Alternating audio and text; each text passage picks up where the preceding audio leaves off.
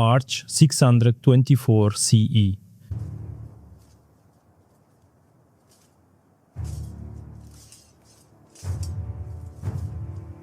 In the scorching sands of the Arabian desert, 313 men stood facing a force 3 times their size, skilled, armored, and thirsty for blood. They had only 2 horses between them. 70 camels they had to share. Some carried no weapons at all, some stood ready with nothing but stones in their hands. Across from them stood the finest warriors of Mecca. Allahu Akbar, Allahu Akbar, Ashhadu an la ilaha illa Allah, Ashhadu. Gleaming in armor, chanting their war cries. By nightfall, the fate of one of these 2 forces would be changed forever. This is the story of a battle that was never supposed to be won, and one that changed the destiny of a faith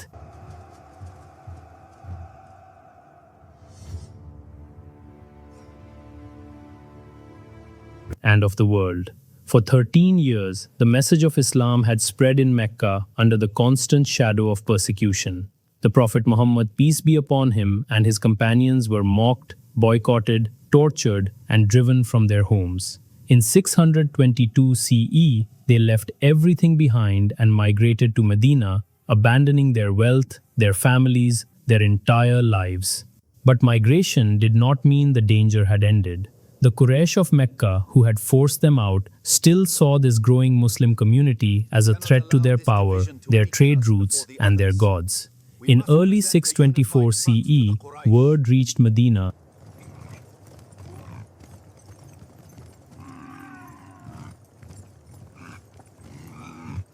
that a Meccan trade caravan, returning from Syria and led by Abu Sufyan, was heavily loaded with wealth and lightly guarded. For the Muslims, this was not just gold. It was a chance to reclaim what had been taken from them when they were forced to leave Mecca. The Prophet, peace be upon him, gathered a small group, not for war, but for what was meant to be a modest raid. Just over 300 men, lightly armed.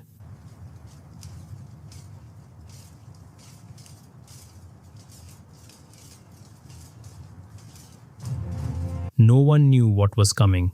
Abu Sufyan was no fool. Sensing danger, he changed the caravan's route and sent an urgent messenger to Mecca. The news spread through the city like wildfire.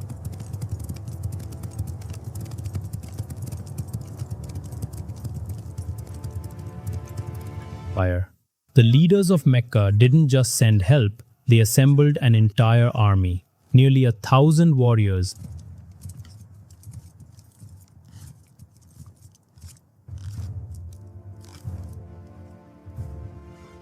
The nobility of Quraysh marched out of the city. Cavalry, archers, men in gleaming armor, backed by generations of pride and dominance. The caravan had already escaped safely. There was nothing left to raid, but the Meccan army did not turn back. This was no longer about wealth.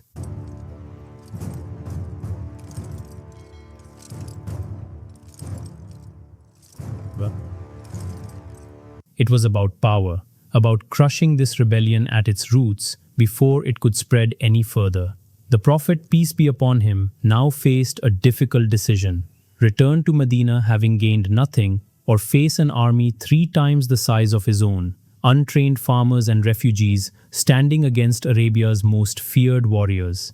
He gathered his companions and asked them directly, "What should we do?" The answer that came back was unshaken loyalty. They were ready to fight, whatever the outcome. The 2 armies converged near the wells of Badr, a strategic location on the trade route between Mecca and Medina.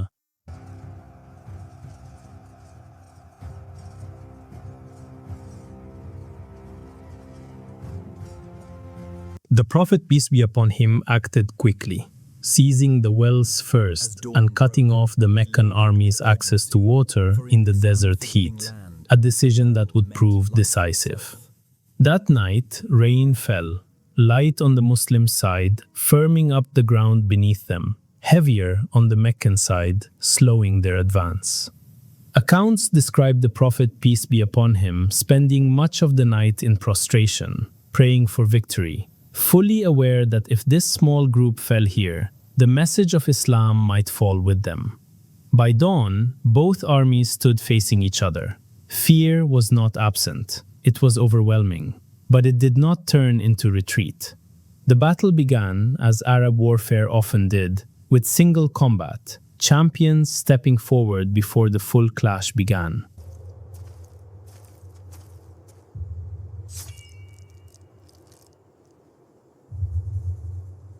Muslim fighters faced Meccan nobles one-on-one, and the early victories stunned the larger Meccan force.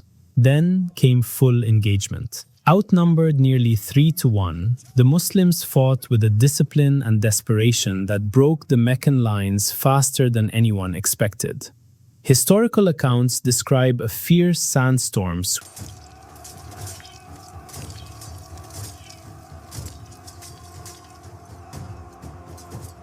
sweeping through the valley mid-battle, further disorienting the already shaken Meccan ranks. One by one, Meccan leaders fell. Men who had tormented the Muslims for over a decade, now facing the very people they had tried to destroy. Within hours, what had begun as a near-certain massacre for the Muslim side collapsed into a complete rout. The Meccan army broke and fled, leaving behind their dead, their wounded, and their shattered belief in their own invincibility. Badr was never meant to be a war. It became the first major military confrontation in Islamic history, a victory so improbable that it reshaped how both sides understood what was happening across Arabia. For the Muslims, it was validation after 13 years of suffering, proof, in their eyes, that their cause carried a strength beyond numbers or weapons. For Mecca, it was a humiliation that could not be ignored. The balance of power in Arabia had shifted, and it would never fully shift back. The battles that followed, Uhud, the trench, were Mecca's attempts to reverse what had happened at Badr. But the momentum, the story, and the message that Badr had created had already taken root. Badr became more than a battle. It became a symbol of conviction against impossible odds, of a small, broken community that refused to disappear. 313 men walked into that valley that day, expecting to die. Instead, they walked out having changed the course of a civilization, carrying a faith that within a century would stretch from Spain to the borders of China.